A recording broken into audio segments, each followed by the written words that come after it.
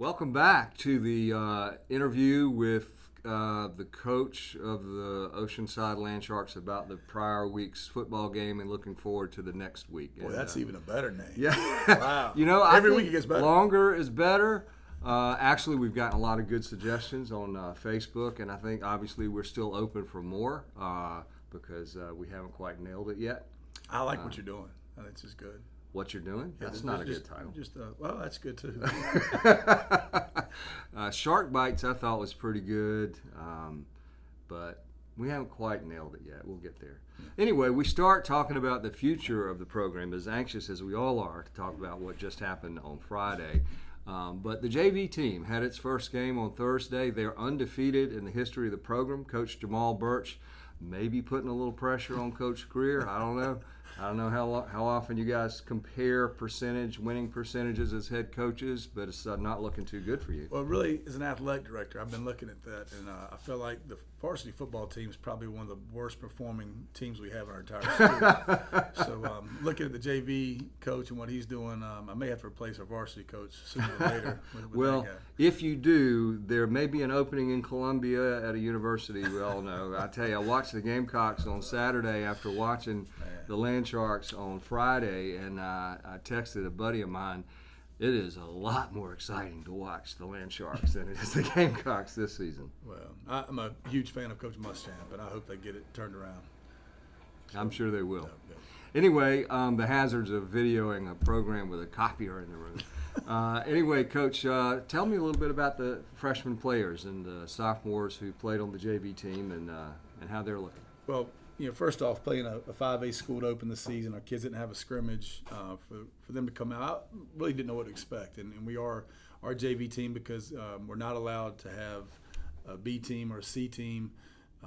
All we can do is coach the kids that we have once they enroll as freshmen and support our local community players, and which we plan to continue to do. But it's unfortunate for program building we can't have a B team or C team like every other high school in South Carolina that's not a charter school. That being said, the kids that we bring in, we treat them like varsity players. We have one program with two teams. Those kids have come in and worked all summer just like our varsity kids. A lot of those guys, they earn the right to dress out on Friday nights, and they'll earn the right to move up as the season goes on, certainly for playoffs. But was incredibly pleased with what we saw from the freshmen and the sophomores are playing JV. The sideline energy was fantastic. The execution, while to be expected, was a little sloppy at first as they kind of got their sea legs about them. As the game went on, those guys did a really good job. Physical, fast, very efficient. Coach Gates did a great job defensively, having the guys prepared. Really, we don't exchange JV film, but Monroe Freeling was just a monster at left tackle. Offensively, I could see him playing some meaningful varsity snaps this year. Thought Taggart Tyson did a nice job at quarterback with missed a couple of throws like he'd like to have back, but overall did a really nice job. Great to see Vaughn Blue get in the end zone. Tucker Swisher ran great, physical, just an all effort kind of kid. And again, the whole group up front did a nice job creating space for us to execute the offense. Defensively, had some good sophomore leadership with some of those guys. Matt Brown, who's coming off a little bit of an injury and provides a lot of spark to us. But I really thought that the overall physicality and execution from our freshmen and sophomores, and again, mostly freshmen playing against a 5A school, which typically has mostly sophomores playing JV, was really, really good. Excellent. And now on to Friday. We traveled down to Pooler, Georgia, where the Land Sharks took on the Savannah Christian Raiders, who last year gave you guys quite a beatdown, sort of a professional wrestling body slam, 54-14. Appreciate the reference. And that's as bad as far as I can go into pro wrestling. But you certainly you served up some revenge on Friday. Well, we have we took that seriously and personally a little bit. Our coaches that I know, Rashad Jackson, no assistant football coach gets enough credit for what they do, and our guys. They were here another 9 hours on Saturday after the game, and we get home at 1:30 in the morning, and the entire staff, without exceptions, here working hard to prepare for Socastee. And I can't say enough about how good our coaching staff is. And Coach Jackson took that loss very personally last year. be very clear, it was 100% on me. I did not have our team prepared to execute or play well in that game, but he took it personally defensively. The only points they got Friday night were because of penalties, frankly. The first of an offensive penalty after a touchdown. That gave them field position in midfield. I don't think they score if we don't do that. I mean, what he did and the defensive staff did to give us a chance to win that game was incredible. I think our kids took that personal. They played with the best energy, effort. Execution was incredible. Really, probably the best we've played as a team since I've been here. Just can't say enough about our coaches and kids being prepared on a long trip to go there and beat a team that I think felt very confident they were going to beat us again. And they really seemed to be the deer in the headlights, Savannah Christian, in that game. I don't think they were expecting what you brought to them, and particularly the defense. I mean, I know you just talked about that, but Joey Boston in there with another sack. Carson had some good tackles from the middle linebacker. Cooper Rue with another big interception. Well, across the board. I mean, it's football I think is the greatest team game in the world because it takes 11 guys being on the same page, doing their job, and trusting their brother to do their job. And that's what we talk a lot about is just do your job, and be good at doing your job, and trust that the guy next to you is going to do his. And that happened pretty consistently. And again, we had a great defensive plan and scheme. Joey had a great game, and again, one of the few guys that has to stay on the field almost the whole game on both sides, and played really well in defense. Cooper did have a big interception, but Michael McCoy, I'm telling you, that kid is, if you had to create a poster boy for what we want our program to be, great student, great character kid, does well, incredible in school, has a job after school, never misses a workout. I mean, his PRs, almost every test, he PRs in the weight room in all 7 categories. Moved him to safety this week based on scheme, becomes our leading tackler, just all over the field. Really proud of him and what he brings to our table. And nobody looks at him getting off the bus and goes, hey, watch out for McCoy. He's going to get you. But he's been a terrific player for us. And, Well, your offense, I mean, what can you say? You're averaging about 54 points a game after your first 2. You say about. Is that not precise? I think it is exactly 54. Well, I'm not much of a mathematician, but it's 49 and 58, so 54-ish. Ish. Okay. Just checking. It's not exact, but it's close. We've got a math teacher on staff now. Gosh, the last thing I wanted to do on Labor Day morning was math on film. That ain't happening again. We're averaging over 50 a game, about 500 yards on offense, and that's pretty good. Yeah, it is. We can win football games doing that. Well, so let's start with your offensive line. I mean, how do you grade out their performance? And then tell us about Will Armitage, because I know he limped off there in the fourth quarter. Well, let's start with that because I was really concerned about Will, and again, another just great program kid who's just come so far to be a guy that we depend on up front. Second-year starter. Thought that it might be a little more serious. The good news is he's here this morning. He's good. I mean, it was a sprain. He'll be fine. And yeah, I'm saying that's the way I felt. But he's just solid, doing a great job. Will Goss graded out as our offensive lineman of the week. He also had 3 pancakes, our leading pancake eater, if you will. No surprise there. Miles Castan had a huge pancake block, got our Lumber Award for that. And again, he's playing both ways. Both ways, just brings so much energy to the table. And in practice, I mean, just a great leader for us. I'll tell you the guy that stood out in addition to all that is, but just watching a couple plays on film from the end zone view and who just remade his body, remade his game. Dylan Seabuck, he's going to be our game captain for the next game. There's a play in particular where, Keegan's he's just Keegan, and he sees things and cuts so quickly. And a year ago, Dylan would have just made the initial contact and probably just that'd have been it. And he just kept his feet moving, drove the guy out, allowed Keegan to cut back, ended up scoring. But you watch Dylan consistently. There's one play he's got one arm locked out and driving the defensive end off with one arm. I mean, just how far he's come as a player and as a young man, just a leader on the sideline, constantly engaged in the game, encouraging his teammates. Really, really proud of Dylan and what he's bringing to our team this year. Excellent. And, of course, you mentioned Keegan, another great game and another run that, he's a human highlight film. Starts out one way, nothing there, turns it around, takes it to the house. That's exactly how I drew it up. Yeah, that's right. How about look credit for the play call? I tell you, those are some innovative plays. I said, look, run to the right, and when you get everybody over there, let 2 of them grab you, and then just make them miss you, and then run the other way. Yeah. And don't fall down when a guy tries to trip you. And I told the quarterback, pretend like you're going to block and don't. And then I want you to run down the sideline and score. Yeah. And he did exactly right. And offensive linemen, whatever you do, don't hold anybody, don't block anybody in the back with all that chaos. A lot of unsung heroes on that play there. The Keegan himself, obviously, he's special. And you can't teach that. But King Deloney got out the lead, had a great block, saw Keegan break free, sprints all the way across the field, has another block that probably springs him. Malachi Reed on the backside, sees Keegan coming, seals, has another block. Watch Walker Roos sprinting 40 yards down the field ahead to get him in the end zone. Watch the celebration on our sideline. Watch the whole team, linemen running downfield to pursue. I mean, as special as Keegan is, it's more than just Keegan, although there ain't many guys that could do that part of it, but the whole buy-in from the team, the culture of what we're doing, that's what's exciting to me. Yeah, that's a great play to exemplify teamwork, actually. Malachi, you mentioned him. He had a great fade route for a touchdown in this game. I know he was happy to get into the end zone. Joel had another one, I think. Malachi got in twice. The fade, he high pointed. We teach, the finer points of the game, which is where we're starting to get to. We spent so much time in our program having to just be so fundamentally oriented, and now we're taking the advanced level classes. Malachi high points the ball. He's got a shorter DB on him. Instead of grabbing it and bringing it down, he keeps the ball up and out away from so he can't get poked out, and carries the ball out of bounds with him for the touchdown. That was textbook. I mean, really well executed. Nice ball by Sean. Called a deep post for a touchdown over the middle. Did a great job getting to the goal post and putting a stretch on the safety and high pointed that in the end zone for a touchdown.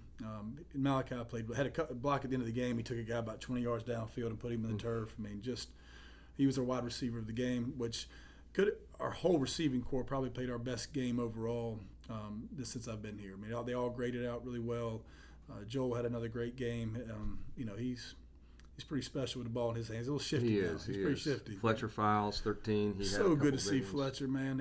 He's his route running has been so good in practice. Even he's had a little bit of the drops, and for him to make that catch and play, and then you get to see how special of an athlete he is once he caught that one. And I think that was good for his confidence. It's good for our football team for him to be able to do that. And then Walker is just Mr. Dependable. I mean, he had a couple that were called back due to penalty, but man, he just does everything right. I mean, everybody needs a Walker-Roo.